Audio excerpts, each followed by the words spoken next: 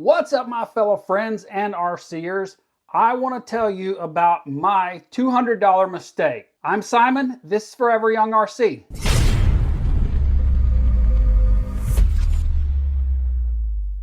Okay, in my previous video, I showed the build of my new MEUS Gold Rush chassis with the MEUS portal axles I put on here. The isokinetic portal axles. I love those axles. They are great. But one critical mistake that I made when I thought about everything that I was doing this build for. I got it built. I missed one crucial thing. Where am I going to comp at with this? My local crawler comp place, Dr. Dan's RC, the gates are very narrow. They don't really adjust the gates for class 1, class 2, class 3. With that being said, the really wide rigs does not go through the gates very easily. I did a competition out there with the other wheels and tires and axles on there. I just had millimeters to spare on each side. I swallowed my pride and went back to the drawing board. This is what I've came up with. Now, mind you, it kills me to pull those beautiful axles off of this truck.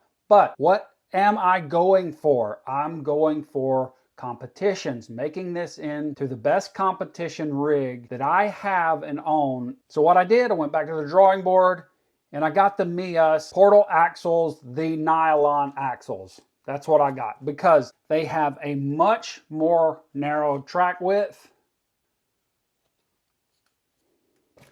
And also, I was wrestling with the fact that this vehicle was over 6.5 pounds with those axles and with the brass inserts and the Trio wheels. We'll get to the Trio wheels versus these wheels in just a minute. On the axle swap, the track width has narrowed down greatly. 16 to 18 millimeters less of a track width on this. Big plus. My weight distribution. Now that I've kind of got this thing lined out how I want it, I've got my battery up here, I've got my winch up here. That's a plus. Now with that being said, plus these axles being nylon, they're going to allow me to slide over the rocks much easier. With all that being said, let's go to the scales. I'm going to put up the other truck versus this truck, and I'm going to show you the difference in the weights and the distribution.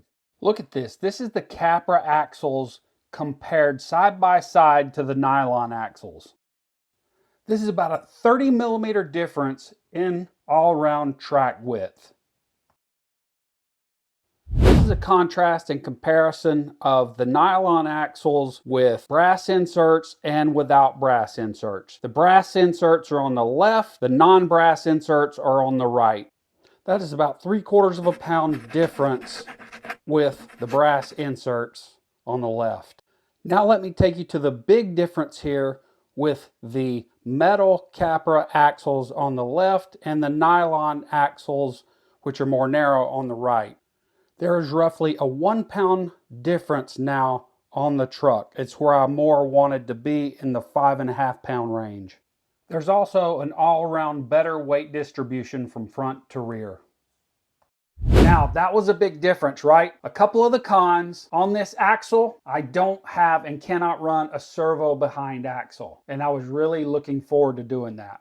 But I can't do that because there's no spot for it on this. I just went with the regular placement on the servo, but having that is going to limit my travel on my front suspension. I still get pretty good travel out of it, but I'm going to have to take it out on the rocks and see how I like it. I did order the overdrive gears from MEUS that it says is for these portal axles, but they did not work. The pins were too large, so that's a negative. So I'm gonna have to run this with what's in the transmission, is about an 18% overdrive. Also, I did order and put the brass knuckles on here. They add a lot of weight up front, but kind of the negative on those is when I did go to fit those in here, the bearings, they just would not fit or press in.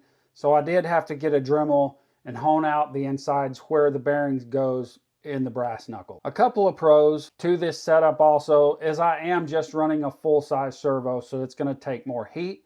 And I'm also running almost full-size AGF-RC servo for the winch. And this thing is quick, it's fast, and it's a lot of pulling power. I like that. And as we could see when this was on the scales, is the weight distribution is better. I do have a question for you guys out there. Hopefully you're watching that maybe has built some of these or any the full scale crawlers, this chassis setup gives you the option for a mini winch servo. What kind of experience do you have with those, and have they worked? Now with these wheels and tires, like I said, I'm trying to get it as narrow as possible. And I think these off-brand carbon wheels from Amazon, that's given me more of a narrow track width. Actually, the most narrow track width that I've been able to get. I do have Endura Super Soft in these, but I do not run a brass insert in these. In my first setup, I do run these MEUS pins. They're about as narrow as these Klingon tires, but I do have an insert in here, and that was putting me a lot of weight over really what I wanted to be. I'm still gonna give these a shot on this. I'm gonna compare the two when I'm out on the course. But narrow for me is the key, and that's what I was going for. Another change I made is I put a Robinson Racing pinion on here, because we all know stock pinions that come with things are very loud. This one was no exception. It was very loud. The Robinson Racing brought the noise level down a whole lot, and I had also gone back through all the gearbox, and I put a lot of grease in them, because that grease really dampens the sound down a lot. Nobody likes a loud truck. Also, with this big forged body right here, you have a lot of acoustic sound rattling up under, because it's a full-size body. You know, you can hear it ring. These body posts that come with the MEUS LCG kit, your body is basically riding just on screws. So it's metal to plastic, and when you're driving, that's got a big loud ring to it. So what I did,